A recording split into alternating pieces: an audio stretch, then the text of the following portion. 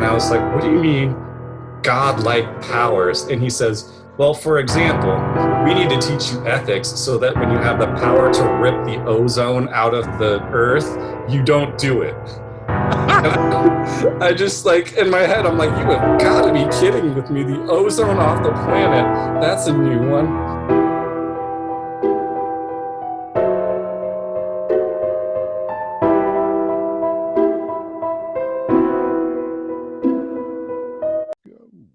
All right.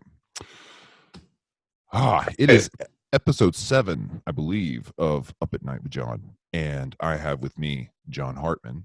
John Halcyon Hartman. Now, is Halcyon your is it a made-up middle name? Is that really given to you by your birth parents? No. It's made up. You know, like how black metal guys like to have like Goat Ripper or like something like that. I decided that when I started making music, I was going to be like, that's played out. I'm going to go something a little lower key. You know, something that doesn't like make me scream elitist dick. Goat snuff. Yeah. Like, I don't know, like Feces Engine. They all just sound the same. Like they're gonna get one of 4 guys to draw that, and it's gonna look exactly the same as the other 28 million. So I wanted to do something a little lower key. John Necrofascist Hayes. Yeah. Why hasn't there been a necrofascist? There has to have been one. Someone has to have come up with that. Probably, but I don't want to talk to him. Someone has come up with that, though, like, necrofascist. Yeah. Yeah, me. absolutely. Like, no, it's not. That's not you at all. Try-hardy douche. Like, that's not you at all. You don't control the dead. Stop. Yeah, that's like, actually, funnily enough, that's another reason I chose Halcyon, is because it's one of those things where the literal definition of Halcyon days is like the better days you had before. And so I was like, well, that's kind of poetic. And, you know, a lot of my music is escapist, and it just kind of sort of worked its way into being the perfect name. And goat fuck was taken, so I had to go with something. Now, do you feel no, I'm not speaking in the context of, I guess, politics. I mean more, I guess, in this sense of your personal mythology, I guess you could say. Mm-hmm. and slash music. Do you feel like there was a Halcyon days in the past, at least in the more immediate past? I'd be lying if I said I wasn't a total tool for 70s and 80s, like prog and metal, like Floridian metal, like Sabotage, Crimson Glory. Yes, I mean, like all of that. Rick Wakeman and Ronnie James Dio are how I realized that I wanted to make music. And I'd be lying if I said I wasn't a total tool for that kind of stuff. There'll never be another voice like that. Never again. Yeah, especially from such a small man. Like, there will never be. Like, I saw a compilation CD, I think, in Metal Hammer, and they were like, the next 20 voices to sound like Ronnie James Dio, and all of them sounded the same. And it's like, no. It's the passion. Sorry, man. Yeah. It's the passion. You have to want to do that without everyone like worshiping you. You know what I mean? Yeah. Like, you have to love to do that. And if you do it for the fame and for the, you know, like the post 2000s when the metal revival happened and everyone, you know, and their brother was a metal person all of a sudden, if you're doing it for that reason, like, you're never going to have that it factor to it. You know what I mean? Yeah. It's not special.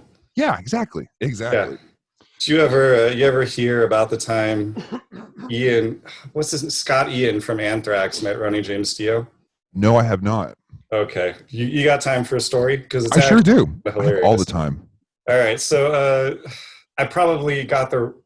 first of all, I got his name wrong. I'm almost sure. But the bald dude with the awesome beard from Anthrax. Oh, that's Scott Ian. Yeah. Is it really? Did I get it right? Yes. Is it Scott Ian or Ian Scott now? See, that's what I'm wondering. But I'm going to say Ian. And so Ian was signing merch at the same place as Dio, I think, at a festival.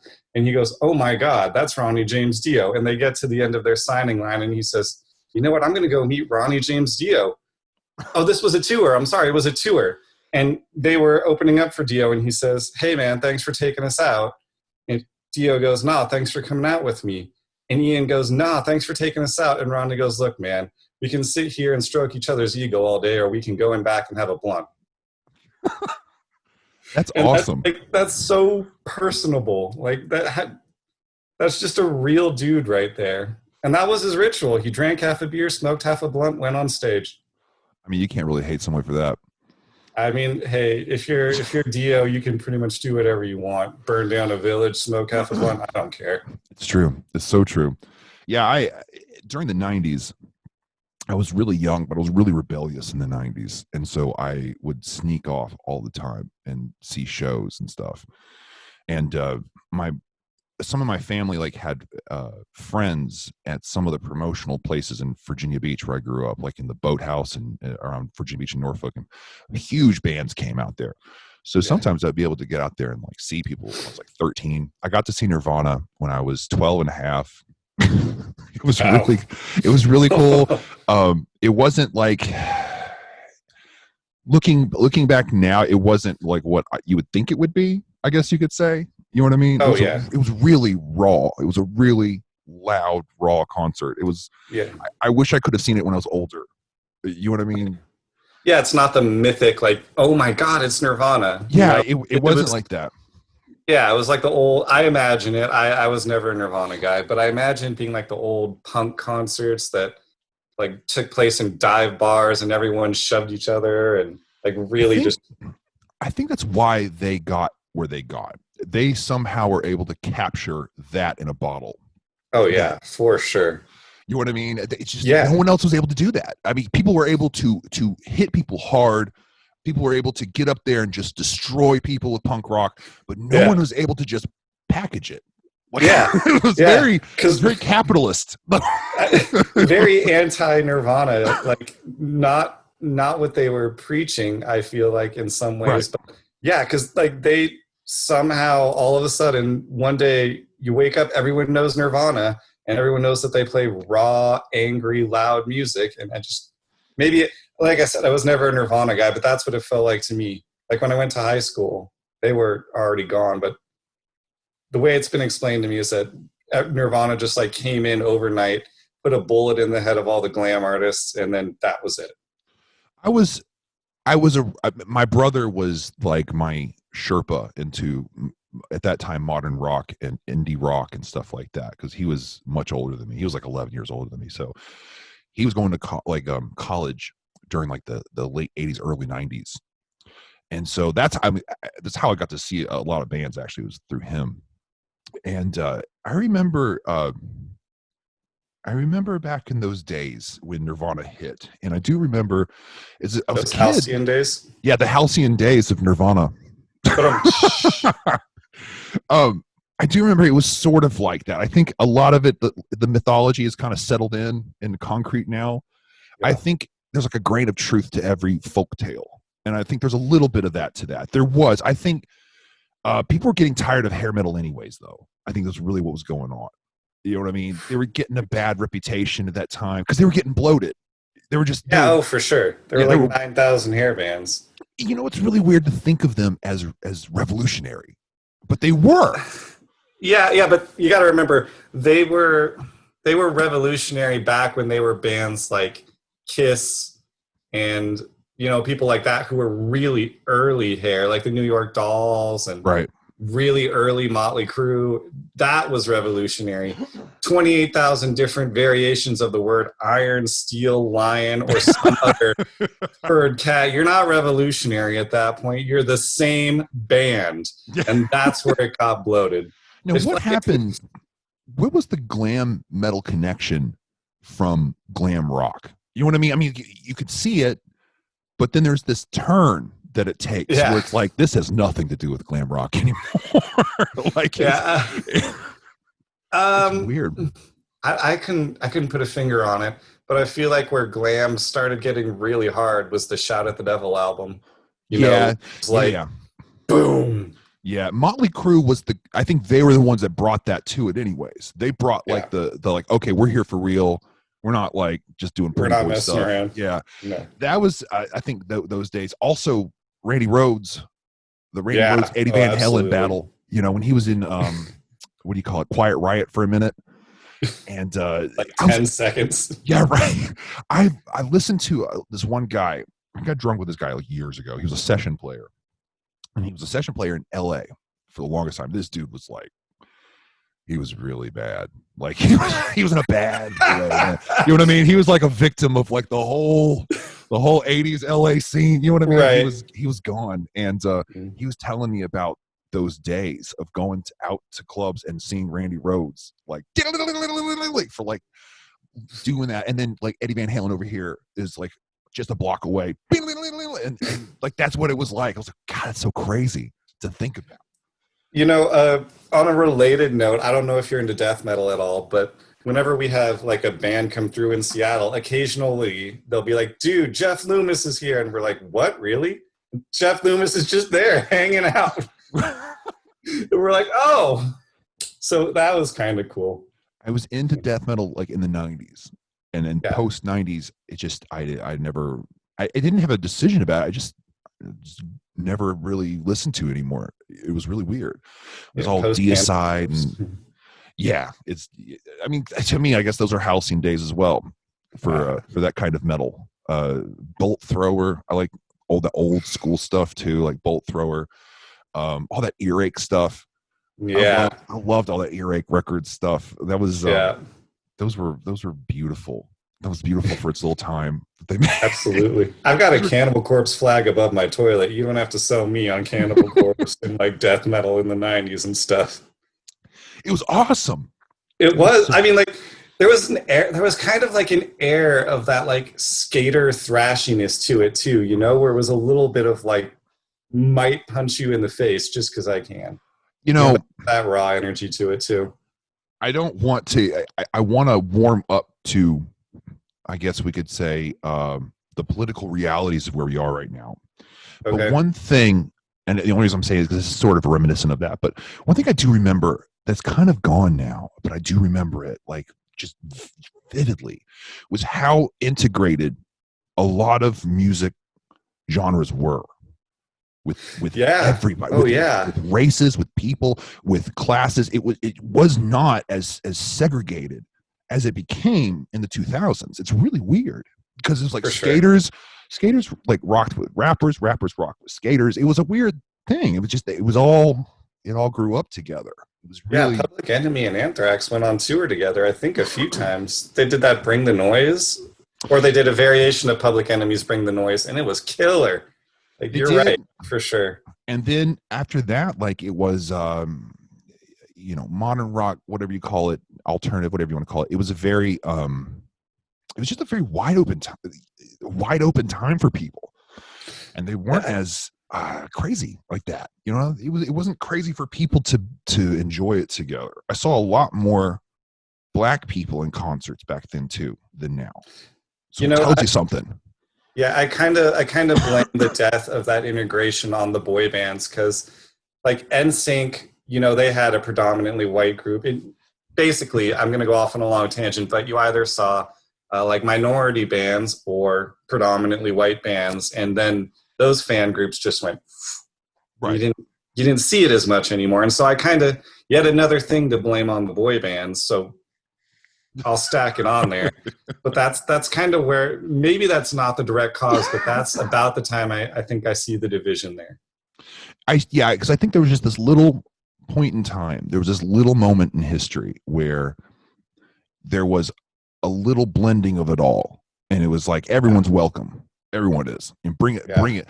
Of course, that was also a time when metal was really throwing rap around. So maybe it was just because of that. Maybe because it was all kind of boiling in the same pot at that time. You know what I mean? Because I remember thinking about it now, like after the 2000s, hip hop takes its own crazy turn and becomes. It always was itself, but it really became itself. You know what I mean? It grew into itself in its own way. I guess you could say it became its own self-sustaining culture. 100%. It didn't need anything. It could rock on itself. And I think maybe that's where the break happened. I don't know. It's one of those random thoughts you just have in the middle of a conversation. You know, like you're definitely right. And it's interesting to chart the movement of hip hop, like from, you know, the 90s to the early 2000s. And like now we've got like 1,000 different ways you can play hip hop. It's really interesting. The subject of hip hop in and of itself, the evolution of the music, is terribly interesting because you can have stuff that just sounds so different. Like, Right. I mean, I don't listen to tons of it, but I wouldn't say that like the new, like whatever the big trap artists are, I wouldn't even necessarily put them in the same like genre as stuff 10 years ago. I mean, like, I'm really speaking from a place of not a lot of knowledge on hip hop, so please take that for what it's worth. Well, But fascinatingly enough, a big section of hip hop is going through this post grunge revival. really, It's really fascinating to watch. It's kind of fascinating. It's kind of not. You're in Seattle, so it might be a lot more annoying to you. But to me, like, I mean, I lived through it, so to me, I'm just kind of like, that's weird. It's weird to see it again. You know what I mean? Yeah, but I was pretty young when that happened. I mean, I'm just turned 31. For me, like, I love music changing. I love yeah. to see it like take a wild left turn or have someone throw like a saxophone in a black metal album, or I don't know, like marine buzz and something weird. I don't know, put them in salsa or flamenco or something. Just shove them in there. I love to see music change. So I'm all, and that's one of the best things about Seattle. I'm all for what Seattle is doing. I think it's interesting to see hip hop go through a stage that you can compare with another genre and see it. Like with the stage it's going through right now, it's not just taking on the aesthetics of like this post grunge revival. Right. It's like trying to take on its spirit. It's really fascinating to watch. It's like they're trying to invoke the spirit of that age, that zeitgeist. Can you go on a little bit about that? I realized I interrupted you in the middle of going on about that. About that. There's like you get essentially, let's put it together like this. You get like essentially a really slow trap type beat, and then you get some guitar samples or some real guitar thrown in there. And it's usually really moody, grungy guitar. Usually it's chorus laden, shit like that. And then it's melodic rapping over it usually. It's not, you know what I mean? And so it's some people get this kind of drone effect to it, and it sounds very, very much at some points like mid 90s music, not just like mid 90s. Oh, it just sounds like the musical aesthetics of the mid 90s. It's really fascinating to watch because it's like, this is the point where something underground is becoming mainstream. And this is exactly what happened in the 90s. So it's fascinating to watch hip hop take this exact same parallel now. And it's like living this life now. And it's like, I can see where you're going. I don't know what you're going to do with it, but I do see where you're going. You're going to this phase where it's like you were underground. Now you're everywhere. You're rock stars. And it's weird because everyone that built this was underground. You know what I mean? You're gonna have to hit me with some of those tunes. I gotta check that out. Sure. I mean, like Lil Peep, who died not too long ago, he was a big proponent of that style, I guess you could say. And all these guys that are coming out in this genre are all influenced by My Bloody Valentine, they're Nirvana, they're things like that. Right. So it's really interesting to see that. It's just fascinating to see like this instant comeback. I mean, hey, everything comes back every 20, 30 years, so it happens. Yeah. Retro suddenly goes in style. Right. But I just I never thought that would. I mean, put a mark on your calendar, 30 years, see if it's back in style. Yeah, it's going to be weird to see what comes back in style now since everything is so retro. Like everything is so retro patinaed. It's like, what's going to be back 30 years from now? Like retro kind of thing. It's really weird. You know what? I'm looking forward to it. I really am. I love retro. I'm kind of hoping we have like Mortis Stargate era clothes come back, just like big spiky crotch pieces and like Conan style leather. I wish that album cover would come back. I still love the original CD, and I'm never parting with it. Yeah, I wish that whole aesthetic of that album cover would just make an appearance for a while in Dungeon Synth. People just Stargate 2, they're restargating. and just, just pose and shit like when you're on like lifts and stuff and just pose. That'd be awesome, wouldn't it? I mean, like, I feel like that's kind of like the best way you can put this fantasy music is that album cover. Like it's doesn't take itself too seriously, and it's out there and it's crazy, and you're like, what is this thing? And it makes, yes, long story short, yeah, I'd love to see it come back. Now that is a quality of yours that really rings through, and I like out that. There and crazy. Well, it's that you don't take it too terribly seriously, and I like that. And no. With that, there's a little bit of genre exploration that can take place, and I like that. I like that some of your tracks on this last one that you did were somewhat meditative at first. Yeah, and I love that. Thanks. Because the energy wasn't meditative.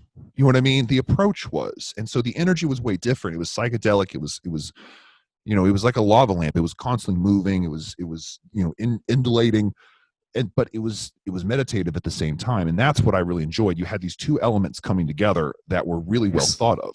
So I like that. It's refreshing in this genre of music. It's not even in the genre. It's refreshing in music right now. Thanks. I appreciate that. Appreciate the heck out of that. It's very refreshing right now. Wait till you see what comes next. I'm loving the aesthetic you're doing, the artwork that's going on now. Is this record label all you, or is it some people on your record label, or how's it working for you? So it is basically, I have to be on the project somehow. So how I founded Lightfall Records was I had a million things that I wanted to put out, and I had two choices, which was either bug a bunch of people to do it and just get turned down a million times, or put it all out myself. And eventually I started dubbing my own tapes and putting it all out. And I was like, well, I'm 9/10 of the way there. Let's just slap a record label over it, put a Bandcamp up, make it super simple. And so that was it. The basic rule is that I generally put out the music that I've been involved with, but with the next drop, after the Rainbow Rituals tape, we'll have a couple splits I did with Whispering Mirrors and Trod, and they're going to come out alongside it. And they are not the same person as me, last I checked. So generally it's me. Sometimes I'll put out splits and stuff. Yeah. Cool. Very cool. Very, very cool. Mm-hmm. Yeah. I enjoy when there's a cohesive album in Dungeon Synth. That was a cohesive album. That was someone who was telling a paragraph, you know what I mean? And it connected. I like that. Sometimes that happens. Sometimes there's misses in DS too. Yeah, for sure. Like, yeah. For a lot of it comes from the people who take themselves too seriously. That's just the truth. Yeah. A lot of it does. Comes from like the corpse goats. Like the guys who just can't get over the fact that you're making music about trolls, or in my case, I'm making music about like cult leaders from the 70s. Like, no one's taking this seriously. Could you imagine though? Could you imagine someone getting up in the morning and seriously putting on Dungeon Synth, like seriously, like real serious. Not like I like it, I'm gonna put it on, but like dun, dun, yeah, I've met them. They suck. Yeah, I can imagine. I mean, come on. Yeah. Could you get ready to thus struck Zarathustra every day of your life? I couldn't. No. I could not be like no. Every day. No. I'm not Ric Flair. No, I just, every time I see someone in a group who is like brutal hails or infernal whatever, I'm like, gee, I haven't heard this 8,000 times. You don't sound totally ridiculous. Or they start being like the Black Sun, all that martial shit, and it's like, oh god, totally lost me. Totally lost me. I didn't know that there was a whole genre of martial music. I had a label called Deep Web Music for a while, and I had this one guy. He was a communist, and it's an important aspect of his entire work. Okay, this was like communist Witch House, I guess you could say, just something like that. And Do you want to run yeah. that by me again? He was a guy out of Witch House. He was a guy out of Arkansas, and Right. his name was Person. That was his artist name. He Are brought you me. fucking with me? No, Like, no. Are you legitimately telling me a real story? Yeah, Persyn, Person. And actually, I'm really proud of that promotion because I made a really cool promo for that tape. But All right, cool. it was a very Marshall sounding thing, like the demo he sent me, and I was like, okay. So I started scouting out groups and stuff to see like where this could go. And I started scouting out, and I see neo folk Marshall music. I'm like, okay, what's that? Right. So I check it out. Right, exactly. Yeah. It sounds okay. It sounds cool. I'm like, okay. So I go in, and it's nothing but like fucking SS lightning bolts and like Holy eagles and crap. shit. Yeah, but it's not like. Yo! But here's the thing: like, it's never spoken. That's what's weird. It's I never. don't care. It's never spoken. Like, no one says anything about it. It's just all of these symbols are like everywhere. And I was like, this is weird. Wait a minute. So this is what Marshall music. Okay, I get it now. And that would make me so uncomfortable. I'd be like, nah, I'm out. Peace. Well, this was right when Donald Trump was getting elected. This was 2016. So this was a charged time already. And I was like, oh shit. Because it's like I haven't gone through one of those days since like the 90s days of the internet. Like you click something wrong and you're like, oh no. Right. I ended up in a terrible place. Yeah. Like all of a sudden, I hadn't done that. I haven't experienced that in that long. So I mean, I was like, oh wow.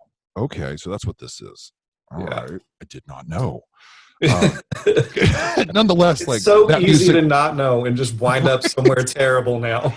Exactly. Nonetheless, like I said, that music would have never ever gotten along with any any of that shit. So I had to back out. But yeah, that was a good little release we did for him. And I don't know if what ever happened to him after that album. But yeah, he was a straight up like politically active communist. His music was very politically charged, and it was like sample laden and very violent, very, very warlike music. And it was all dark, occulty kind of stuff. It was really good, actually. I wanted him to keep going. I think he quit. So I don't know what happened to him. Like the best musicians, sometimes they put out like one or two albums and then they split. It's true. And that's just cementing their status. It's legendary. Like that's just true. it. They just split, and I mean, quit while you're ahead, I guess. But it is a shame sometimes. There's a fighter who just did that, surprised everyone, and just retired on top. Yeah, and I would too if I were a fighter. Yeah. That's what you're supposed to do. Yeah, that's the name of the game. You're supposed to get in there, make money, get out. That's it. Absolutely. Instead of just chill out there, knocked out all the time. Yeah, you can't chill out being a journeyman. That never is good for people's brains. Never is. So, what is the fascination with cults with you then? It's I want this to come out the right way. First of all, let me start with I am extremely anti-cult. I'm pretty sure that came across, but I am extremely anti-cult, just in case it needs to be said.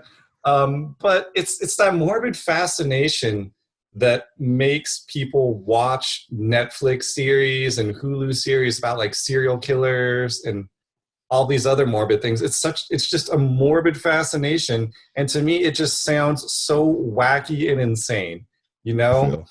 I'm always fascinated by the wacky and insane. Like if you tell me you're going to have a Sunday service with your friends, cool, whatever. If you tell me that there's a space overlord kept behind a wall of fire, I am going to read everything about that space overlord. Believe me, it's going to happen. There is some kind of, and I wish I knew it, I know there was some kind of revelatory experience in Scientology that can only be done at sea. And I want to know what that is. Yeah, I want to know what that is. So actually, I talked to one of the two times I went into a Scientology center, I talked to these guys about that experience. So you've got two. The first is the Wall of Fire. That's OT3. When you learn about Xenu, And that's when most people quit. I'm not exactly sure why they'd quit once they heard about CU. But that's the first like revelatory experience. And then the second is OT8, which they administer on their own flagship at sea, with no law enforcement around. Exactly. That does not sound good. No, it's not. You could be shopping at Walmart and someone's like, "Hey, I'd like to show you something, but you've got to come to my basement." Okay, so this actually segues perfectly into a couple of stories I wanted to tell, if you don't mind. Go ahead. No, please. All right. Please. So I, as much of a lurker as I am about Scientology, like, because it fascinates me. Like I said, morbid space emperor fascination. I went to, I'll keep the exact location secret, but I went to one of the Scientology buildings in Seattle twice. The first time I was just passing by and there was a guy outside handing out business cards.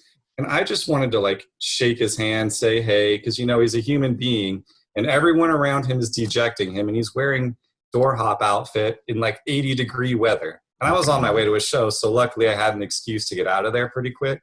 Right. And I walked up in my full battle vest. Like I had Emperor patch here. I had like Cannibal Corpse and Dark Throne and Electric Wizard and all of this stuff just on my vest. And I shook his hand and he gave me a card. And there was a dude at no, hold on, I'm telling this right. He gave me a card and I said, hey man, I've only got a couple minutes, but could you just show me what an e-meter looks like? Like, I didn't want to buy one. And, like, that was mistake number one. Are these the cans? Are these the cans. Okay. Yeah. This is mistake number one of many, all right? And recognize that I know their mistakes. And he says, yeah, go inside. My partner, Kevin, will show you. So you just said, like, music to their ears. Yeah, I did. And so I walk inside, and this dude named Kevin, this big Steve Wilkos-looking dude, shakes my hand and asks me if I've ever read Dianetics. And I was like, a couple pages, because I had. And he's like, well, come on down. I'll show you our center. And he leads me into what can only be described as a gussied-up basement. Like, it really is. You go down these steep-ass steps, like really steep, and you wind up on this landing that's a basement. And there are screens, and it's super well lit, and there's just Hubbard crap everywhere. Like, oh, God. Looks like, yeah. And he said... He says, do you have a moment to watch our informational video? And I was like, okay, because I figure I'm committed at this point. Like, oh, do I? Yeah, I'm here. So the screens are all, they have this selection menu.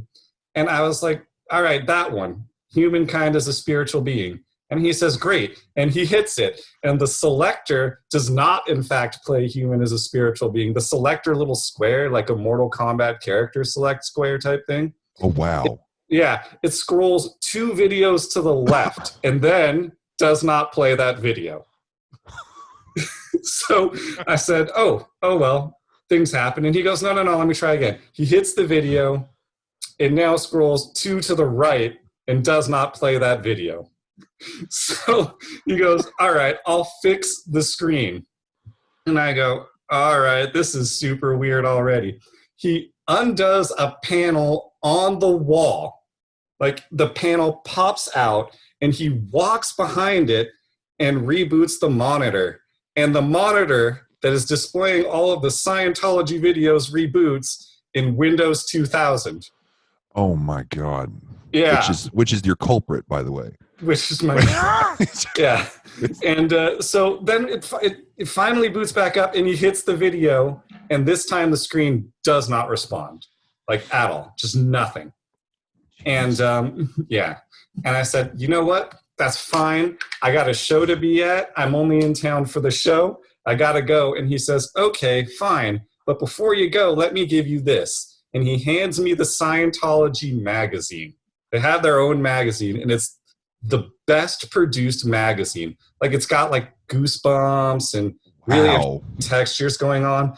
And I said thank you. I walked out. He was really nice to talk to, and that's dangerous. That's how they get. Yeah, exactly. Super pleasant. I started walking out, And I said, oh, wait, can I see what an e-meter looks like? He says, oh, yeah. He pulls one out and just thrusts the cans into my hands. And I'm all of a sudden holding the cans and I'm like, shit, oh, this isn't good.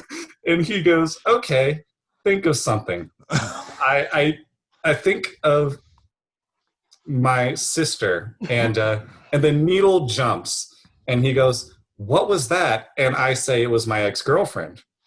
And he goes, oh, you clearly have some stress associated with her. Thanks. Cheers. Yeah. Well thought out there. So I realized later that he asked me what I was thinking about before he interpreted the needle jump. Mm-hmm. So like fancy magician's trick. So anyways, I walk out of the building. I start going to the show. I open up the magazine, and in it is just like this person being tortured by electroshock therapy. And it's like the horrors of psychology. Like yeah. They're anti. Yeah. There's a big like 10-page spread on the horrors of psychology, complete with skeletons and shock therapy. And I'm like, Jesus. Anyways, I tossed that and went to the show. Great show, by the way. I forgot who it was, but I remember it was good. Second time I went in just to like say hello. No one I saw from the first time is there. It's this dude sitting behind a desk. And like, do you know what their bridge is? The bridge to total freedom? No. Okay. It's a big ass bridge that Hubbard made up. Like, and it's just made up of several levels like OT3 and OT8 and, like clear. And I just wanted a copy of that because I thought it was the coolest thing I had ever seen. Like, that's not right. I thought it was the most interesting, like out there, weird thing I'd ever seen. And I have a morbid fascination with that type of stuff. So I went in and I said, hey, do you have a copy of this? I just love to have a copy. And he goes, yeah, but not here. It's downstairs. And I was like, oh. Fool me twice. This time I didn't get fooled. This one was weird. So he walks out from his desk, locks the door behind me, and starts leading me down to the basement again. Oh God! Yeah, it gets way crazier. I promise. By the end of this, you'll be like, "What?" I just want to preface this. It's going to seem at a certain point like I'm lying with you to make this sound crazy. I don't need to lie to make this sound crazy. Okay? Those Scientologists, man. They're they. So anyway, he gets me downstairs, pulls out a copy of their bridge, lays it out on this giant table, and I point to the level above that thing that they can only teach at OT9, and I said, OT9 is not available, and it goes up to OT like 14, 15. What's the deal? And he says, well, you have to understand, sir, Scientology is about returning to native state, and by the time you reach OT9, you're going to have godlike powers. And these upper levels are just ethics monitoring. And I was like, what do you mean godlike powers? And he says, well, for example, we need to teach you ethics so that when you have the power to rip the ozone out of the earth, you don't do it. I just like, in my head, I'm like, you have got to be kidding with me. The ozone off the planet, that's a new one. How fascinating, though. Because right? I couldn't get out of there. They're essentially like, in one end, and I think this is like Scientology, right? At one end, they have something pretty reasonable, which is like deontological ethics of like duty-bound ethics. You should do it because it's good, but it's not for you as a human. It's in preparation for you to become a god, which is where the crazy shit part comes in. Yeah. They call it native state. And so then he was like, have you taken a personality test? And I was like, no, I don't want to. And he goes, well, why don't you want to? Don't you want to like be a better person and help us clear the planet? And I was like, no. It took me like first of all, he was a nice dude too. I've never met a bad Scientologist, but I have met a Scientologist who wouldn't let me out of their basement. Right. He was me like 10 minutes to just be like, I have got to go. I need to leave. That's scary as shit. I'm not going back. That's no. But anyways, you'll wake up on a boat if you go back. Yeah. And these experiences, I did it someone as recon for what I thought would be a noise music thing, but they definitely formed the basis for Temple of the Fractured Light. Like that feeling of being trapped in that unbelievable, unattainable state of mind. It forms the basis of it for sure. Man, that is, I know that there is so much crazy with that religion. You can't Yeah. even, I mean, you can't even begin to, Yeah. you cannot I begin, mean, but there I mean, are, I got album material for like 6 more albums, so that's nice. But so what other cults have you been fascinated with? Aum Shinrikyo, for sure, out of Japan. Hmm. I don't know. Have you heard of them? I have, there's someone famous attached to that, right? There was someone who was, somebody, I got to remember now. I think there was somebody who was semi-celebrity or something that had been involved with that. Oh, you're right. I forget who it is, but yeah, those guys. Lately, and I'm appalled by this group of people. But sorry, there's a train. But lately, Nexium's been popping up in the news a lot. Oh, the sex Um, cult. yeah, Yeah, that yeah. that's one of those things I don't think I'd even write a song about. Just They like, were they were just evil. no. Yeah, Yeah, they were just plain evil. yeah, there's got to be a level of wackiness that I would feel comfortable about writing a song about. And Right. it makes me so uncomfortable that I don't even want to touch them. Yeah, Um, especially how dug in they got. And yeah, like yeah, that's what got creepy about them is how sophisticated they were getting about recruiting people. And it was very like sex trafficking. You know what I yeah. mean? So They that had was their own what's little creepy. militia. Yeah, exactly. Who were willing to go undercover and like just, get people. Yeah, it was. I mean, like there were high profile celebrities getting like really dug into it, and it just it breaks my heart. So while I'm interested to see how the case pans out, I don't think I'm going to touch them for material. Yeah, I mean, I think they're still in trial too, right? Yeah, they're still in trial. Yeah. Keith Raniere. Yeah, Keith Raniere. So you probably don't want to hit the libel anyways, No, because no. they might need some money for Yeah. their trials. You, Yeah, I was fascinated with a couple of. My mom was actually involved in a Pure Land Buddhism cult for really? yeah when I was growing up, and I was very young. I don't remember any of it, but she was really big into it, where you have to continuously chant over and over again to like create this place in the Pure Land where Hmm. what was his name? Not Chinritzig, some bodhisattva who refused to move on into extinguishing himself out of the his nirvana. That is Instead comes back and creates this Pure Land, and then there he sits and all who chants Nam Yoho Rengekyo and I think there's another one too, Amida Butsu. That's the Japanese word for it. That's the Bodhisattva. And yeah, you had these little scrolls that you had to have like in like a little cabinet or something. You hang it up, and you'd have to say those so many times, like and uh, multiples of 3 or 9 or something like that. Like and but yeah, it's crazy. that's wild. I couldn't do that. I couldn't live a life where I had to say this specific thing, this many times a day to make somebody else more holy or whatever. I just Yeah, that it, it's or weird. not The more holy, but like give that. It's just I hope you understand what I'm trying to say. I Yeah, I couldn't. absolutely do. Yeah. Oh yeah. It's I've been fascinated by religions my whole life. My sister got me like this dictionary of religion when I was like 12 years old. And That's I don't know. cool. I know, right? And it was like That's so cool. it was like a $40 book too. It was like, you know what I mean? Like a huge book. And I just read that thing from front to back. I was so fascinated by it. And everything was in it. All cults, everything. I'd read And that.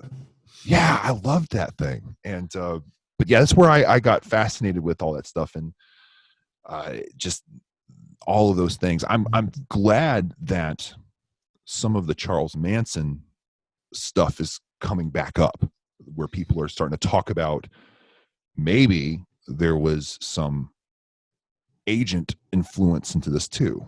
Maybe there was provocateurs involved with this too that weren't just cult members. Yeah, for sure. And I'm glad it's not crackpots that are saying it. It's people that have like legitimacy now that are starting to question that narrative.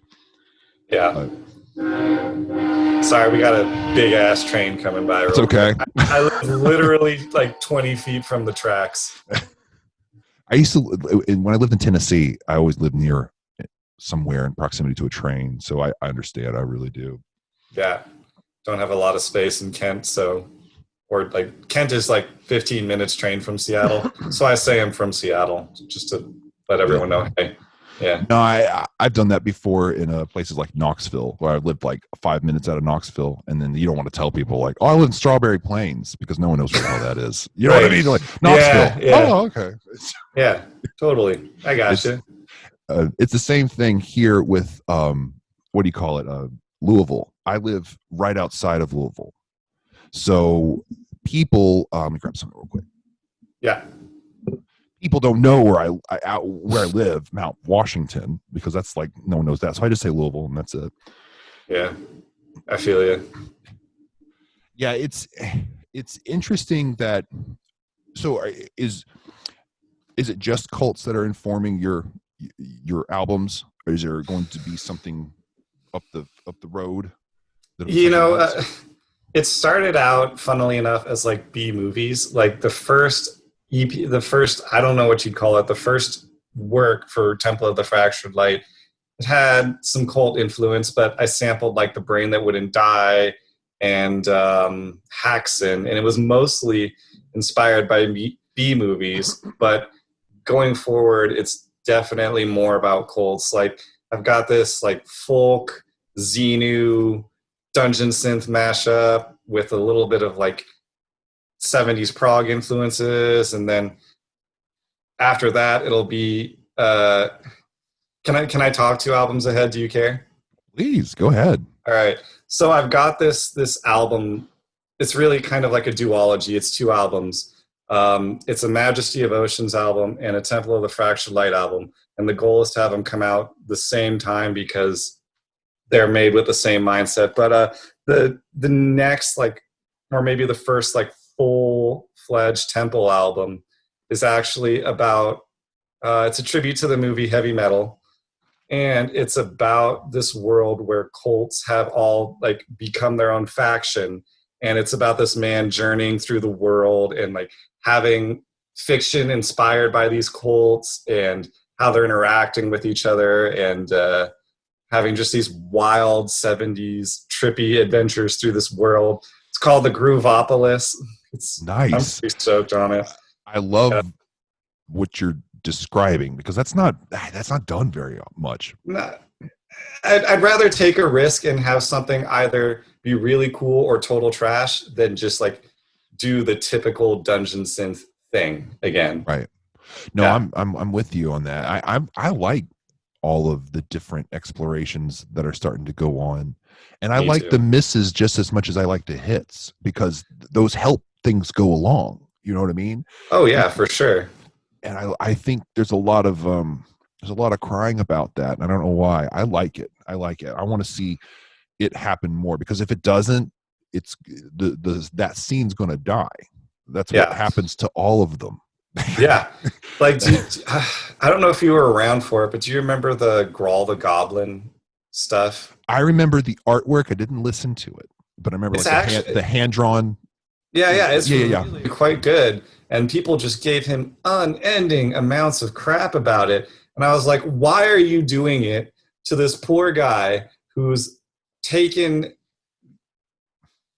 made something so different from the 10,000 black on black on black album covers. Right. And it blew my mind that they were trashing on him. And I felt so bad for the guy. And that's like when Trod came out with Trod 1, where it was just that little moon in the castle on the album art.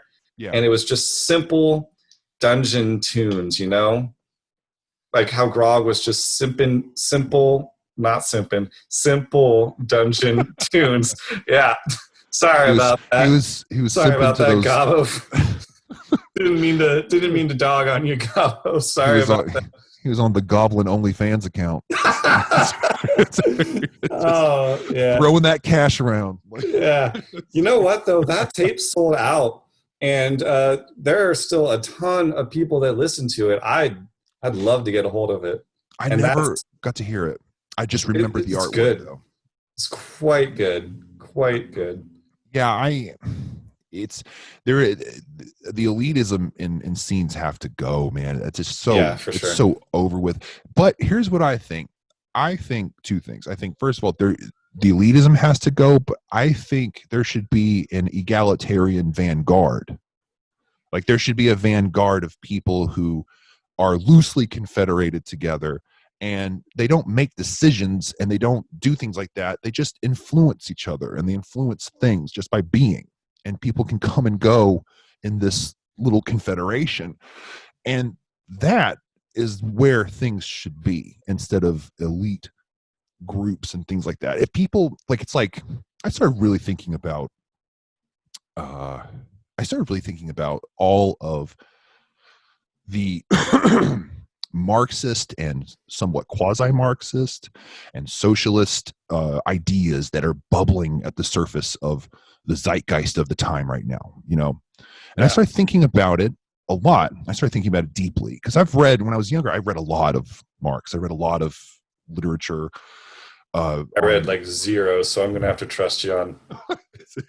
Well, it's this. Here's my quick crash course. I'll say, Marx was a wonderful sociologist / anthropologist, if you will, and in fact, some of his ideas are still used to this day in those to that capacity. His notions and ideas about humankind and behavior informs his idea that workers should own the means of production, that they should be able to make the decisions in a confederation, a loose confederation of workers who for that shop right there, they say what happens. And then the other shop, they say what happens. That's how this works. And that is, I mean, I'm giving you like a really simplified version. There's some conservative guy right now who's ripping his tie off. That's not it. Yeah, well, that guy's probably not listening to people talk about like cults and stuff. So it's true. He's probably so far away from this one, it's nothing to do with us.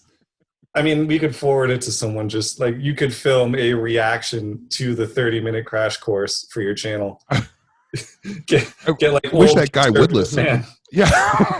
Wish he would. That's not it. That's not Marxism. Yeah. But I started thinking about it, and not getting political about it. I just think that if so many people feel this way, they feel sympathetic towards those ideas, then at least, especially in artistic circles, I think people should practice what they preach. They should forge their own shops. You know what I mean? Like their own music shops, essentially. And they all should decide together how things should go. Like how much tape should be sold for, or how much this and that. People can step out of it. People can do their own thing. But this is one way where you don't have to struggle if you don't want to. You can go with this. If you want to go forge it alone. Build something, I want to see that happen in music scenes right now. I think there's a lot of resources that aren't being used that are around, free. You might be starting to see it. I know the labels and Dungeons and talk a lot. There's a lot of collaborations, tapes kind of stay at a certain price. It doesn't seem to go above $6 or $7 a tape. So I don't know that it'll go quite that far, but I do know that the labels talk and something kind of loosely resembling my 30-second Marxist crash course might not be totally out of the question, but oh crap, I do have a label now. I was about to say I don't have a label. I can't. And I was like, oh crap, I do.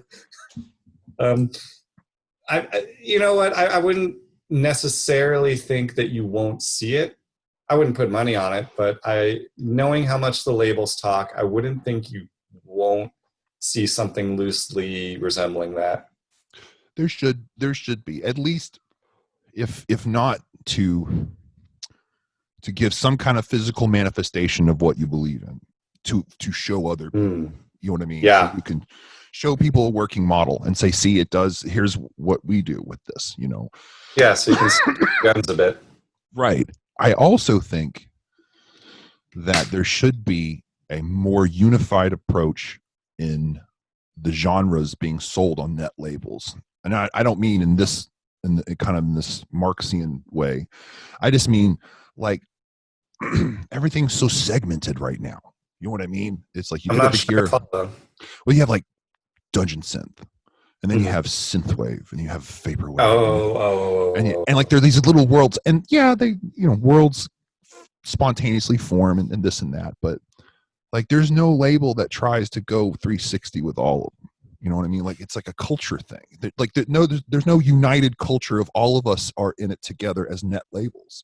We're all doing the same things. We're not different. And there's this kind of sense that we are different. You know what I mean? Like in the genres that we do, we're all different. It's like, no, not really. We're all doing the same hustle. It's the exact same hustle, man. If you're selling tapes, I'm selling tapes. Yeah. You know what I mean? Yeah. There's only so many ways you can sell a CD over the internet. It's true. It's true. And, but yeah, I wanted to see more stuff like that. That'd be really cool. That'd be interesting for sure. It would totally change the way music is distributed.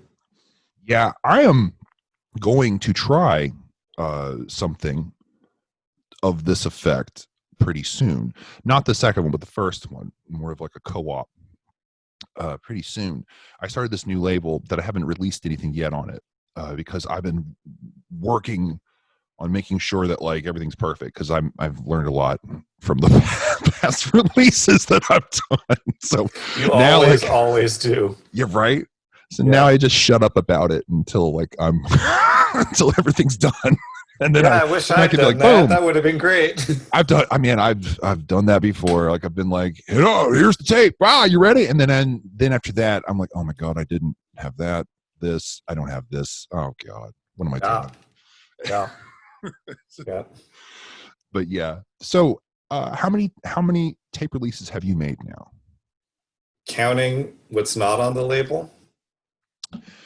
First, let's count what's on the label, like on your label. So for the label, we have 4 tapes: Miracle Songs, So Tired, Escapism, and Alone. And then Escapism is good. Thanks. I really appreciate that. That one was like, I wasn't sure it was going to click, but I really like it. And then next week, the Rainbow Ritual tapes will arrive at my place of residence, but they won't go on sale until I believe the 15th is when I said. And then after that, I've got 3 more tapes planned, and we'll see how it goes, because I'm going to be working on a master's program starting in just a few weeks. So we'll see. Nice.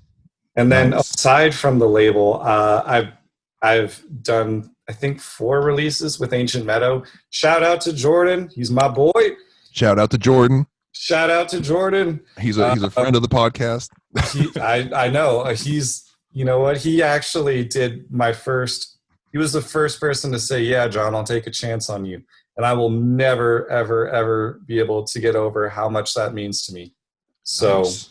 Yeah, I really, really love Jordan, and I love all the Ancient Meadow crew. Like, we talk, we're just big old homies, and I just can't get over how much I love those guys. And then independently of that, I've done somewhere between like 5 and 7 releases just with cardstock and, you know, like white C62s and just stuff like that. Yeah, I've been there with that. Oh my God. I wish I could show you a picture right now of my first tape release that I did. It wasn't my music. Yeah, it wasn't my music. It was another person's music, but it was the first tape release I ever did on a label. And it was my label. And oh my God, it was so horrible. So horrible. Really? It was like a bank robbery, because like what people got was not deserving of the money I got. Like like I wanted to wear a balaclava like 24 hours a day. So I felt like I was envisioning you sneaking into people's homes and being like, "You take this tape and give me $6." It's true though. Like I didn't know what I was doing, and like it was a Witch House tape. So and Witch House is a really, if you know some of the guys who are in Witch House, they're really good guys. They're like, it's like any metal community. They're like really big hearted guys, you know, like teddy bear guys. They're not like, you know, anything. But then they always have that edgy edgelord crust, you know. Yeah. Where there's some people who take it really serious. If you play extreme music, you've got to have a bitter crust, you know, like it comes with the packaging, so to speak. But right. Yeah. So but then they're big-hearted guys, yeah. Yeah. So I ended up listening to too many people. I didn't know what I was doing, and it was a horrible mess. Couldn't believe it. But yeah, so yeah, I just turned to the Ancient Meadow dudes and I was like, how do you press tape? And they were like, John, press play on tape and then press play on phone. And I was like, great, that's excellent. That was my first release. Nice. Yeah. Oh man, I guess you've learned a lot too. Then I mean, and make it, because then you got to make it, then you got to cut them, you got to do everything, and that's where it gets the hardest thing. My Achilles heel for the longest time was getting the tape label to be aligned with the image. Yeah, that was the hardest thing. I hate, my least favorite part is putting the little tape labels onto the physical tape.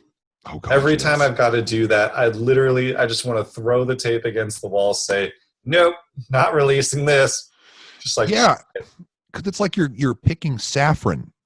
Like the tape takes so long to make, and so if you get that one dip and there's like a ripple through it, yeah, yep. Yeah, what's worse is if you try to like rub the ripple down and then you start rubbing like the color off of it, and you're just like, God, see, the whole thing's gone. It's done. Yeah, I've been there. Hey, just use white tapes, man. Yeah. Yeah, I use white tapes, I use black tapes. Those are the only things getting labels. That's it. I'm trying to up my game of like making the labels better, but God, I am not a printer guy. Nope. I'm not a printer guy. I'm just not. Yeah. No, for the next release, I told, because I did a split with Whispering Mirrors and one with Trod, and I told them, our labels, like on the tapes, they're not even going to have side A or side B. They're going to have your logo, my logo, done. Nice. And we're going to have one artist per side. That's it. That's actually not bad. Yeah, it's the simple shit. Solves the problem of having to like equate tape sides and everything. It's like, no, my logo, your logo, done. That's it. Yeah. Let's go. Some of the best covers that I made were just the simplest ones. I mean, and they really just, the cover you made is really good, and it's simple, and I like that. The color palette is toned down, and it makes you see the rainbow. Yeah, and I love that. Yeah, and, that's actually a product of Josh Decker, my design artist. That was actually his full thing. He asked me if I wanted it bright, and I said, no, let's wash it out. Let's be super retro. And then he gave it that faded jean look, and that is what makes it hit so hard. Like, the dude's a fucking genius. I have no idea where his creativity comes from, but I envy the crap out of him. It looked like an illustration from the 70s. I mean, it really is incredible. I'm going to do my shout out now. Go check out Josh Decker. Jay Decker is his page. He's like the greatest. He gives you feedback every step of the way. He's trying to pay his bills with art. Go support the man. Please do. Yeah. And you know, I've worked with a lot of artists, but Josh was the first person to like, I said, hey, can you do a 70s style logo? And he came back with the Temple of the Fractured Light. And then I said, could we have a rainbow? And he was like, yeah. And here's a bonus whole temple to go with the rainbow. And I was just blown away. I was so enthralled. He was just killed it. That's awesome. It's hard to find a guy who can connect with you if you've got like an idea, if you got a real idea. It's hard to find a guy to connect with you on that one. So it's awesome that you have that. Yeah, it's a powerful asset to have. Yeah, luckily I worked with him before. He did the layout, J card, and tape design for the Miracle Songs tape. So I knew he could do the quality work. And then when I was like, "Can you do a '70s design?" and he sent just the text back originally, I was like, "We're vibing. We're gonna go Nice. far with this." Yeah, he's a stellar dude. I also Nice. worked with Christoph Spidel for a ton of my logos. He's also really good. You just takes a while. I Yeah. feel. Great Yeah. artist is worth their weight in gold. And you should pay them on time. God, yeah. Everybody, People anybody should. listening, pay your artist on time. It's true. So true. And share your royalties with them if they are owed the royalties, not share it with them Yeah. just, arbitrarily. Yeah. I was about to be like, what? I hadn't heard that. It is I was worried that I was being a dick to all the artists I worked with. I was like, oh no, do I have to PayPal Silvana Massa really quick? And then you like it's not a bad way to get art cheap is to sign like a royalty sharing, but like just make sure you know what you're signing. Oh yeah, yeah, yeah. Oh yeah, yeah. Really make sure. And it's worse right now in hip hop because there's a lot of producers and a lot of guys will catch them on the rise and they'll get like a beat from them and then they'll be like, hey, how about you get a 1% if off the royalties? And they'll be like, oh sure, whatever, and then that will become like a hit. Yeah. And then they all of a get sudden like Kanye singing it. exactly. That's happened. Yeah. Specifically with Kanye. That's happened. So Has it really? Is yes. Kanye stealing beats? Well, he doesn't. It's not stealing beats. It's just that they get brokers. They have brokers that work with them, and those guys really screw people sometimes. They really can. They try to play a game off of that. They try to be like, well, look, here's the thing. They do like a deal or no deal thing where they're like, I could give you $5,000 right now, or give you 1% or 0.5% royalty if it makes it big, but you don't know if it makes it big. So which one do you want? You want cash now? It's amazing how much the music business will never change. Yep. It won't. I mean, the payola has moved on from radio to Spotify. Yeah, well, that's its own separate ball of crap. How about the Joe Rogan podcast has moved to Spotify? So now, like exclusively. So now, yeah. So we are now in the era of Spotify. You know what I mean? This is official. This is the move. So, oh boy, yeah, he's going to leave 10 minutes of video on YouTube, and then after that, it's going to shut off and be like, "You got to go to Spotify," and then yeah. All right, guys. Apparently, when he does it on Spotify, he'll be able to play videos. How? Okay, well, I have Spotify Premium. Like, could I log on right now and watch if I don't know if they've done it yet. I just know they just did the deal. So he's going to be all over Spotify. The whole anthology is going to be on Spotify too, of all the episodes. And I'm pretty sure that there's not going to be as many copyright issues because he's on Spotify. He can play any music he wants. He can play any track he wants. And he's the Howard Stern of Spotify now, though. That's a big deal. It's really true. It's really true. So that's a big wake up call when that happened for me. I was like, oh, okay, yeah, Spotify's gonna be it. That's Suddenly, really glad I jumped on the Spotify train. Yeah, I mean, I got on it, but I didn't put a lot of work into my Dungeon Synth projects on Spotify. Just because but I did help a guy do PR, a pop artist, and on Spotify, and it was a lot of payola. I mean, a lot of it was just payola. Really? Yeah. That's a real thing. Getting people on Spotify is like a now like there's a job you get paid for. I did. I got paid for it. I got paid for it for like 4 or 5 months. I got paid for that straight. Just did it every week and had to collect names, had to collect people, had to cold call them for getting on playlists and stuff like that. And oh, that's cool. I was really naive at first, though. Like I Really? got all these people, and I was all like, hello, la la la la la, and I would just think like, all I'm gonna do is like, if it doesn't work, I'm just gonna keep on sharpening up my pitch. That's what I'll do. And so like I keep going, and everyone would just respond with, all right, here's the deal. You want on top 3, it's gonna be this much. You want to like, it was never anyone be like, well, so I like the track. Like no, everyone just gave you a menu of prices, and like they didn't look like businesses either. They looked like people. And they would, they would just send you that. Yet again, it's amazing how much music will never change. There'll be dudes that look like a 55-year-old guy, and he's got like a ball cap on, and it's like some out of focus picture of him, and that's like his Spotify picture, and he's got like a playlist from hell. And if you talk to him, he will send you a PDF with graphics on it of prices.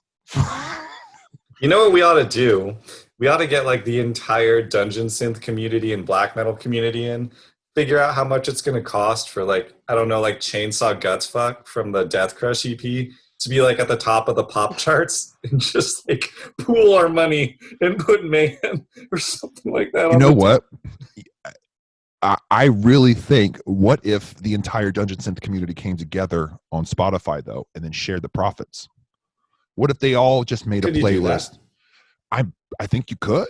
I mean, technically, the only corrupt aspect I can think of this is it's reminiscent of Voltaire when he tried to rig the lottery by getting everyone to get a ticket and then share the money with everyone.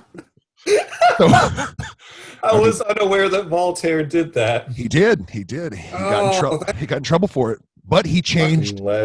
He changed the whole system of lotteries though because of that. They had to get more complicated because of that, because he figured a way through it. Just get it. It was a pool, a lottery pool pretty much, but just huge. Can you imagine the dungeon synth community just going like system by system, breaking Spotify? Just like we've all like dived through D&D manuals. I'm sure we can find loopholes in anything at this point. Let's just go break how Spotify works. I am going to make a post about this. I think this is like revolutionary. If it was followed, this would be like a real revolution, because like, what if other genres started doing that? You might get your Utopia type situation. Maybe. We just talked about this happening. You might actually get it if we can, as like a genre collective. Can you imagine Darkwave and Dungeon Synth exactly and like Witch House all just coming together to break Spotify? Exactly. All under the shot, because the record execs are going to hate us. So you and me, we won't live to see the end of the revolution. Sorry, bud. Well, here's the thing. The beautiful thing about that is that those record execs are always like woefully behind. So they won't even know what's going on. You know what I mean? They won't even get it. They won't even get it. These guys have just now jumped on Spotify. You know what I mean? They're just now. I'm talking like the big corporate guys. Like the Warner Brothers type guys? Yeah, those dudes are so far behind. They're so far behind. It's amazing to me. How can you be so far behind at Warner Brothers music, or something equivalent to that? How can you be so far behind the entire medium of music distribution?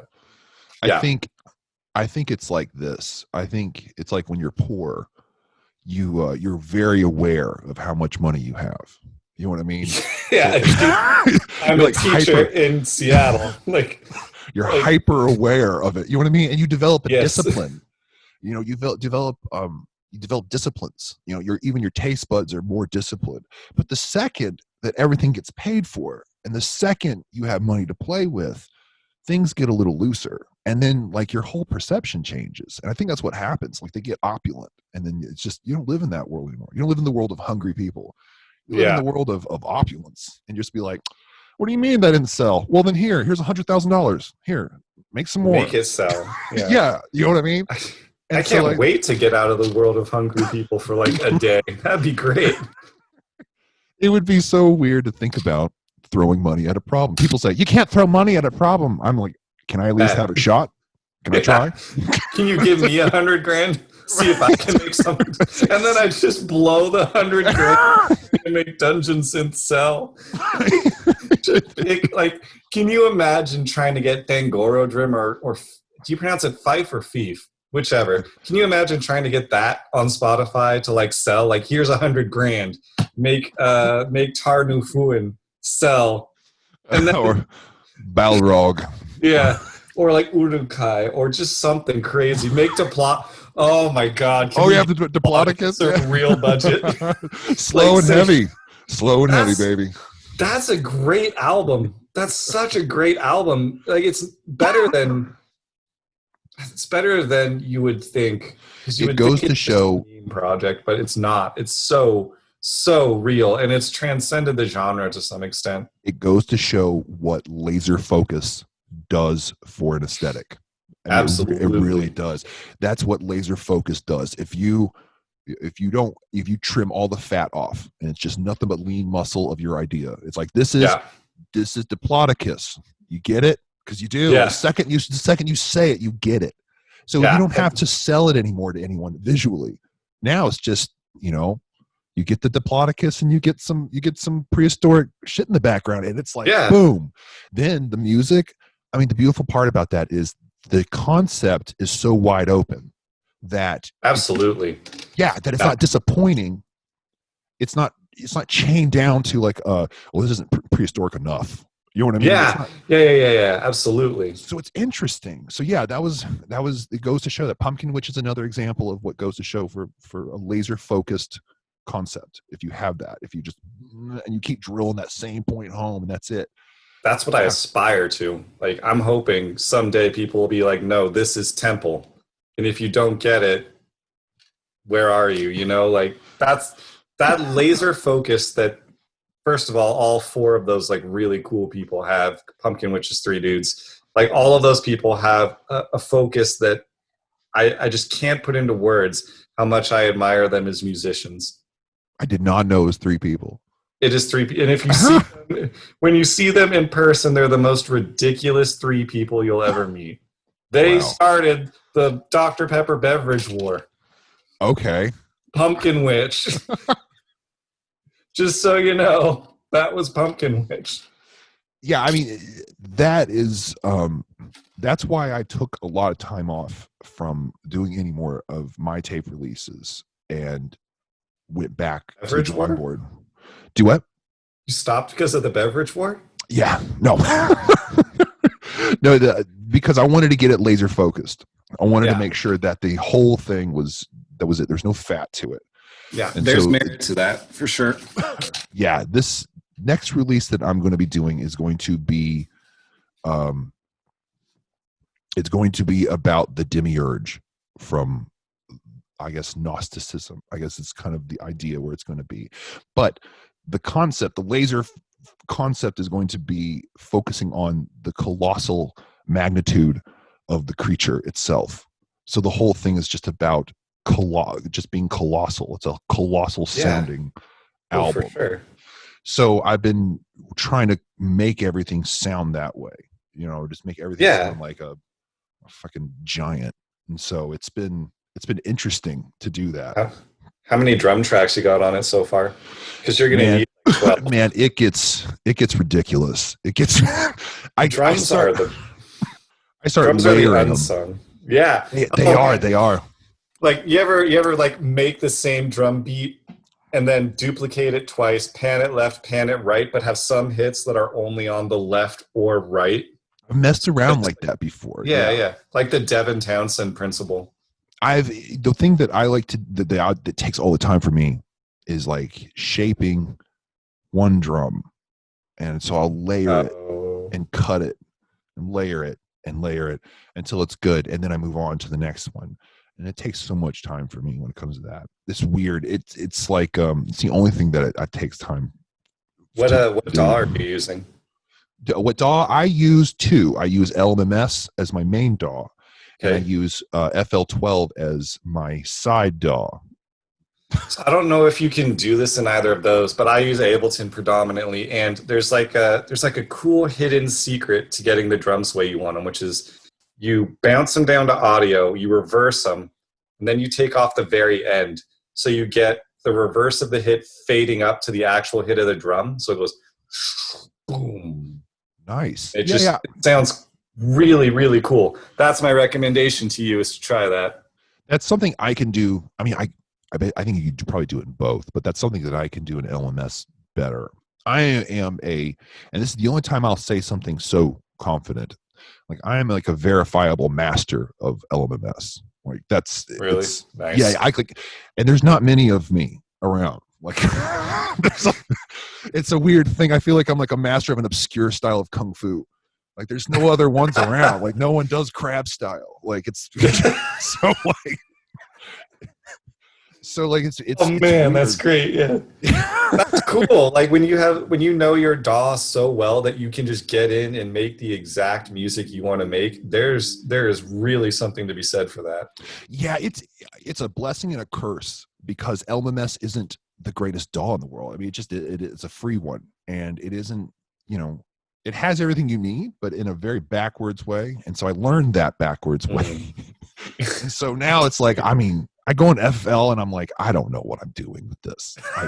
I hate this. So then what interface. are you doing with it? Like, is it just for your drums or guitars? Well, because or my LMS, my computer that has LMS on it is a Linux computer, and there's a lot of VSTs that you just can't play on Linux. yeah, I was about to say, you shackled yourself right there a little bit. Yeah. So I had to get this other Microsoft computer, and from there I put FL on that one, and then I can run any VST I want from there. And then sometimes what I do is I have a laptop that has that too, and I will use that as like a man in the middle loop to my other computer, and go back into LMS.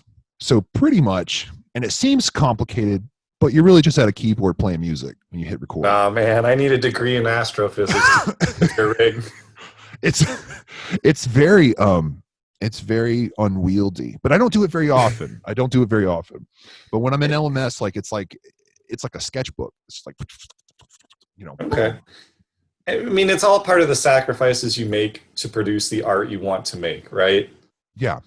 Like that's just how it is. People want to make the art they want to make, and they're going to make whatever kind of sacrifice they can to do it. So, I mean, like, I joke around, and I might, and believe me, I'm going to give you a hard time about this in the future. Just believe it, it's going to happen. But that's all part of being an artist. And honestly, kind of like that quirky setup is what makes art appealing. Right. Like I didn't just hit a few buttons and then bam, here's my record, which by the way, Dungeon Synth does have a problem with. Yeah. It's just hitting a few buttons. But and also using those orang samples all the time. Oh my God. Can we talk about that? Can we talk about this for a second? I mean, every drum track are those. So let me start by saying, if you are putting out music, if you have put a song onto the internet, that's more than 95% of the population. And I so admire you for doing it. Really and truly, from my heart to yours, congratulations. You made something. Go get a non-orang sample VST now, please. Like, literally anything that's not that. So Jordan, I think it was Jordan, or I'm pretty sure it was Jordan, who said in an interview that people think a genre like Dungeon Synth, lo-fi means low effort. And that's another thing that's going to strangle out the genre. I understand if you want to put out a lo-fi sounding record, but there's a reason the 11-minute demo thing is a meme. It's because it happens all the time, and people are always putting out these short records with like next to no effort, just to like be like, look at my dark project. And I want to be like, no, goat fuck, your project sucks. This is what happened to vaporwave. Really? The whole idea of it being, because originally it was sample based, and it got this kind of low effort reputation, and so people came into it and just started just slowing shit down, and that was it. And they would, and it just, they learned how to have more form than function. You know what I mean? Their tapes looked really good, so they would sell. Yeah. And so it would just it cheapened the entire scene. Eventually, it just Now you've got maybe 6 guys that people listen to. They're all huge, and that's it. Yeah. There's It's no the one glam else. metal effect. Yeah, Yeah, it's the exact same thing that happened. and it sucks because lo-fi doesn't mean low effort. It's very true, very true. Yeah, and like, so there's a really good. I'm just, you know what? I'm Santa Claus today. I'm gonna hand out a gift to all you lo-fi people. Go download Isotope Vinyl. There you go. Bam.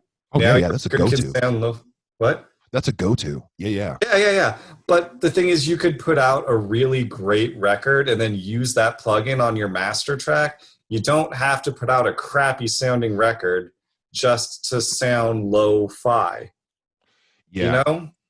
And just having not knowing how to work noise, not knowing how to make noise palatable, or I to could put a see that patina on like something. right when you're starting out, but that's one of the unfortunate trappings of black metal that Dungeon Synth has, Whereas, Right.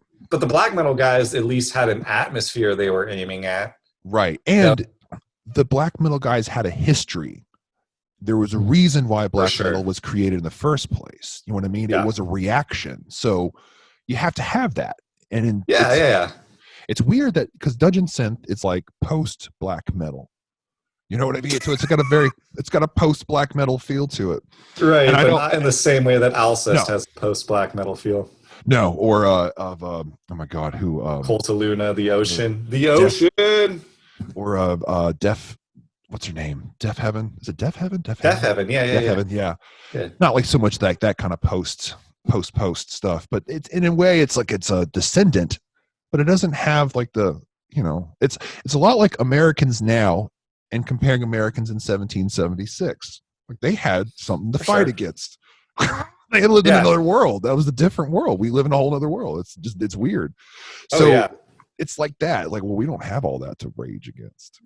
Like, we don't have the British. We don't have new problems to rage against. For sure. Exactly. We are not angry at the British anymore, man. No. They don't Can you imagine making an album about how mad you are at the British in 2020? Like threatening to use our military might against them. Yeah, it's like, dude, you're so late to the party that they're done cleaning up and have sealed the venue. You could be using pejoratives and epithets about British people, and no one would even know it. Yeah, that's how old that is. I'm gonna shoot up the harbor, and it's like, why again? Right. I don't get it.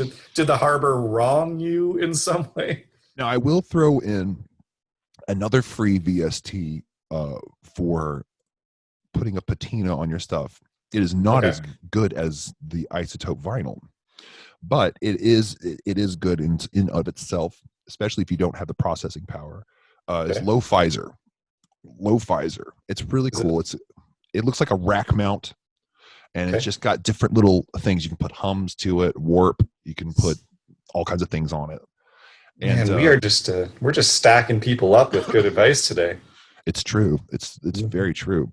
Yeah, I'm a walking repository of knowledge of free VSTs. Like I know everything about the free worlds. Like I really do. Like I know how to make things sound good. That sounds so different. Like I know everything about that. Right. I'm just out here. That sounds like something. That sounds like something Donald Trump would actually say. Like would literally say. The thing is that I'm sorry, I'm picturing it in both his voice and Zap Brannigan's voice now. Every time I hear something, this sounds like something Trump would say, I have to filter Zap Brannigan's voice too. Free world. Man, that one is going to go down in history as not one of the greatest presidents ever. Yeah. I hesitate to call someone the greatest president ever, but I'm going to say right now I am most displeased, to put it mildly. I don't want to get too into things because, once again, I'm a teacher. I work in a job. I don't want to say too much, but I will say I am most displeased at the way our leader is handling Mr. Floyd's death. Sure. Absolutely. I think it's unequivocal. In that respect. What a great big word he would use and not know what it means. It's true. It's true. Unequivocal. I'm not sure he. All right, Let's say that to a reporter. I gotta stop. I have got to stop. I'm gonna get in trouble, and I don't want that. I gotta stop just going in on the guy. Yeah, it's So you know everything about the free world of VSTs. The free world of VSTs. ... of VSTs. Yeah, I have a lot of knowledge about that. I started. I was a musician before I was a producer. So I was a guitar teacher, and I was a gun for hire with a guitar. Yeah, I did sessions and things like that, and I was a really serious guitarist actually when I was coming up in the world. Play with anyone? No, well, I think the only famous people that I got to go on a semi tour with was 500 Miles to Memphis, and that was it. Okay, and, I know the name, but not the music. We were totally not paired correctly. I will say that right now. They're like this rockabilly band, like psychobilly, not psychobilly, like punkabilly. Was that the one that Lux was in? I don't know. I don't think so. Lux is a really cool drummer, and I forget who she's with right now. Anyways, that's why I thought I knew the name. But I think it was the only real of any note that we had messed with. But so before that, that's what I knew how to do. So I came to the producing world with zero information about anything. So I built this knowledge from scratch about free crap because I didn't know anything. And I couldn't throw money down on something that I didn't know about. So I mean, you're going to get no argument from me. Do you know how many things I do with Sonatina free choir? Sonatina, that was a godsend for a while when you start out. Still is, man. Still is. Sound fonts for me are like that. I love using sound fonts for certain things like that, like choirs and orchestrations and things like that. I have some VSTs now that are more advanced for that kind of thing, but I still go back to sound fonts and make things like that. It's really weird, but they just have a little thing to it that you can't describe. Have you ever used Realivox Blue? No, I have not. Okay, so it's a really great singer that you can program words and stuff into, and it's kind of like a jazzy opera singer, and you can have it sing the typical ah and ooh sounds, and then you can have it sing phrases. It's really good. I'm working with it for a new Majesty of Oceans release, and it's top notch, and it's only $100 right now, which it's not only because it's still $100. $100 is grocery money. I get that. I'm not trying to downplay it. But the VSTs are expensive. Yeah, as far as it does require the contact player, which is a pain in the ass to set up, but I'd recommend it. I really, really am liking it so far. Really check it out if you want to work with a top-notch female vocal plugin. I'm just got the Sonavox orchestration. How is that bundle? I have not unpacked it yet. I have ran out of room, and I have to attach another solid state hard drive to my array. So, another thing in your 3 computer setup. Yeah, so it's so now I've got to go get that because I've got so many of these orchestration VSTs, and they're 90 gigs, 60 Dude, you're gigs. Gonna wind up. I'm gonna come visit someday, and I'm gonna walk into your producing room, and it's gonna be one of those old NASA launch sites with banks and banks and banks of hard drives, and I'm gonna be "What is this?" And you're gonna be "Oh, that bank over there is just the best reverb." It's I've turned my computer into a modular synth. Modular synths have less complexity at this point. I mean, if you ever talk to Francis Roberts, you can ask him, but I'm pretty sure modular synths have a little less complexity than what you're going with right now. I have to have something physical. I don't know why, and I have to have something that feels like I've tunneled myself. I always have had. It's the guitarist in me, is what it is. It's that guitarists that like wanted to go through a pedal to put it through a fan and then put it through a laser gun and then put it into your amp. I love Right, like right. it was the only thing I got from Tom Morello as a guitar player that I got inspiration from. The rest of it, I was like, you're kind of overrated. But Yeah. that part I really did get was like mixing stuff up with it and seeing what you can do. I loved that. So that always kind of rang true with me with this. That's the only thing that sucks about working with VSTs and stuff. There's no chaos. You know what I Uh, mean? you You can just turn the make it. arpeggiator on random. That's about it. Right. But everything's in its place, you know. There's no chaos. There's no frequencies that are just just floating around waiting for something to bump into it. And so That's sometimes I got to make that. that's one of the reasons I invested in a couple like hard synths. Like another recommendation from Pumpkin Witch, actually from Tyrannus. So shout out to Tyrannus. I got like a little micro brute, and then I paired that with a micro freak, and I kind of have those two like kind of cascading with each other sometimes. Nice. It's really cool. I want Doesn't to get the pro one. the pro micro freak? No, the pro one, the Behringer Pro one. That's what I want to Oh, the get. new one. Yeah. Is it out? Yes, and it Oh, is beautiful for like the price, which is like 350, 380. three 350? Yeah, and it is the Really? spitting image of a prophet. It is a spitting image of a prophet one. I mean, like I've watched people work with that with very little effort, making it sound like everything from that synth. You sound like a horror movie in 3 seconds flat with that thing. And I'm like, oh my God. Oh, So you said the magic words. yeah, like do you remember, I don't know if remember, none of us remember, it was like way before time, but did you ever watch Tales from the Dark Side, the show? Nah. Like all those horror shows were all done with prophets.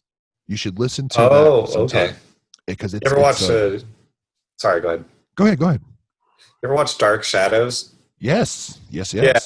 That thing makes me want to buy a theremin so bad. Yes, I know. Yeah. Like I don't even have a way I'd incorporate it, but don't you just like want one so you can do the woo? Yeah, with your hand and stuff. I've always wanted one because it's fascinating. Yeah, that micro brute. I want to get the micro brute 2 one day, but really I'm got to save up to get that pro one because that's what I want to get the most right now. Yeah, you gotta put it towards the big goal. Yeah, But you can check on Reverb. Micro brutes are not terribly expensive on Reverb. That's where I got mine. I found one for $175 on eBay the other day, and I was like, "Oh, nice!" But That's a really good deal. yeah. But I still have my heart set on that Pro one. That's the one I want that's the fair. most. That's fair. I want to run that thing through a sequencer and a fan and a laser gun. Exactly. 17 computers. Yeah, I want to see what happens. Space. Exactly. Put some plates on the moon, bounce the reverb off it. You're gonna be like the SpaceX of like effects pedals and computer. That's gonna be cool. Like I don't want it to seem like I'm knocking you. Oh no! I don't think you're knocking me at all. All right, cool. I do want to start getting that into it. I want to get a real hardware synth and start working with it because I've got this sequencer. I got a little Trigger Finger Pro that I can hook up, and it's got an awesome sequencer in it. So I want to hook that up to the sequencer and then mess with it and see what happens. And nice. I can't wait. But all right, it has been 2 hours. Our conversation. Has it really? Yes, it's breezed by. Oh, this is the best interview. I know. I love these interviews with everyone that I have been interviewing. I've wanted to be like, well, this should just be a permanent thing. Like, we should all just like live near each other. Exactly. You should come out to DS West. I'd love to. West. That was what our entire B&B was, just us like BSing late into the night. Yeah, that sounds awesome. So now your release is coming out, or the tapes are getting sent out when? So they're going to be available, I believe, on the 15th, 8 a.m. Pacific. Okay. Mm-hmm. Awesome. And then after that, do you have anything else to plug or anything like that? So I did some splits that are going to be out after that. We're also going to have the Spiritual Reclamation. Look out for my Xenu Neo Folk Dungeon Synth Weird Mashup. Look out for the Groovopolis. That's going to be cool. Nice. I do want to say thanks to some people. Can I just go at? Do it. Take All your right. time. So we got Woven Claws artist, super stellar. Did the art for Where Astral Rains Fall Eternally. Love that guy. Really great dude to work with. Silvana Massa, who is single-handedly keeping Dungeon Synth artwork alive. She contributes like easily 80% of it. And has an awesome name. And like the best name, right? Like front and back. Right? Yeah, the first and last is awesome. Like she's just the nicest person too. Christoph Spidel, who I finally got to meet in the Czech Republic over the summer. Jay Decker, you know I love you, man. I can't wait to see what you do next. All my homies on Ancient Meadow. Thanks for having me on, by the way. Oh, I heard your album and I saw what you were doing, and I was like, well, I got to talk to this guy. So it's gonna get way crazier from here. Nice. Yeah. Before we go, I started a YouTube channel called Pitch Black Lore, and it is going to be a little audio experiment of mine of stories, creepypasta, original stories, mini docs on paranormal, true crime, things like that, just dark shit. And that's cool. I'm going to be releasing these on my new label, Scribe and Bard Emporium. And then the new album that's coming out, I have to, over here, whoa, there we are. Over on this table is the production table for this book and tape. So as soon as this book gets made, so I can have a nice prototype and it's to my specifications, then I will have this tape released with another album as well. So sweet. I can't wait. I just can't make a lot of noise yet because, like I said, it's not done yet. So maybe I can interview you about it. I'd love to. I would love it. Love it. All right, man. Cool. It was great talking to you, and I can't wait for you to come back again and talk one more time.